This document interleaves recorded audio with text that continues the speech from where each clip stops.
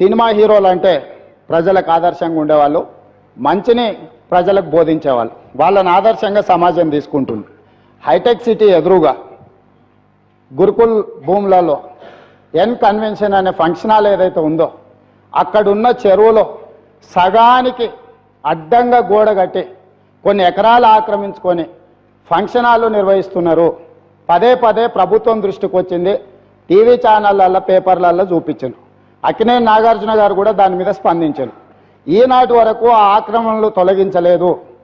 ఎందుకు అక్కినేని నాగార్జున గారు ఆక్రమించుకున్న చెరువుల ఆక్రమణలు తొలగించలేదు? ఎందుకు చర్యలు తీసుకోలేదు? ఏ శక్తులు అడ్డం పడుతున్నాయి? ఎప్పటిలోగా చర్యలు తీసుకుంటారో మంత్రి గారు సూటిగా సమాధానం చెప్పాల్సిందిగా కోరుకుంటున్నాం.